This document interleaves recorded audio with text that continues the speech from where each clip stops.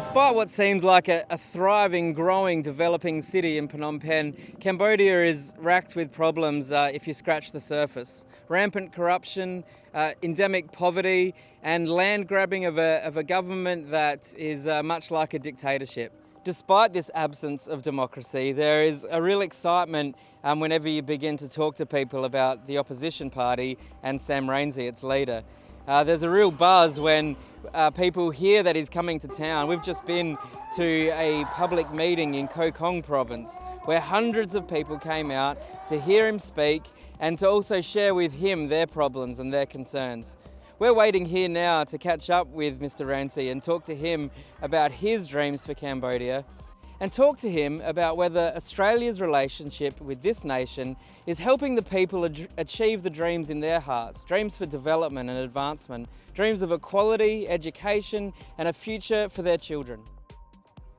Every time I come, it seems from a distance or from a visitor that it's growing and new investment. How do you see the way Cambodia is developing at the moment? What you can see around you is a fake development. It's a very superficial development. Any real development must be sustainable and must be equitable. The Cambodian government is destroying the countries. Massive deforestation, land grabbing, prostitution, human rights and violation, and human beings trafficking. So this kind of development is not sustainable and it is not equitable either. A small group of people, the top leaders, the businessmen associate with them is cronyism, have got very, very rich, while the vast majority of the people remain extremely poor. Some become poorer and poorer because they lose their land. So living conditions remain miserable.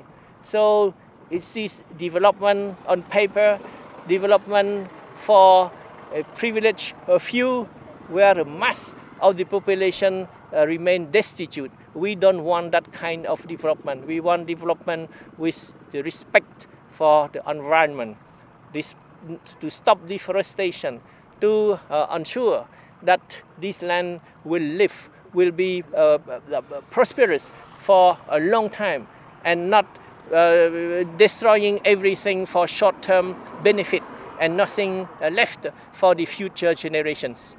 And you've recently done some more deals with the government, taken your seats in Parliament, that kind of thing. Does that mean there is an advancement in democracy here?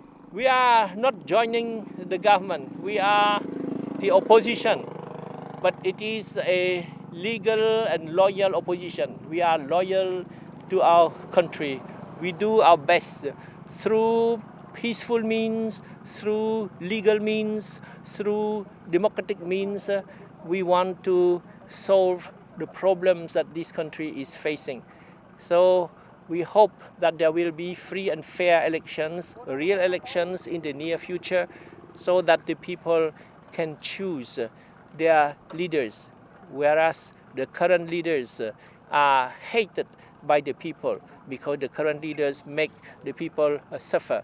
And when the Australian government does things like make deals with the Cambodian government on refugees, does that help advance democracy here or does it hinder democracy here? No, it hinders democracy.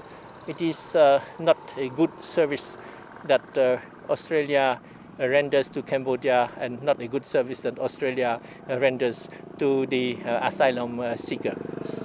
Our government has been cutting our foreign aid giving. Has foreign aid, do you think, been a positive for Cambodia or has it been unhelpful? To some extent, it has been useful. In any case, we are grateful to the Australian people and to Australian government for trying to help the Cambodian people. But the assistance we received from Australia has not been very effective. It is not the people who need it the most who get it.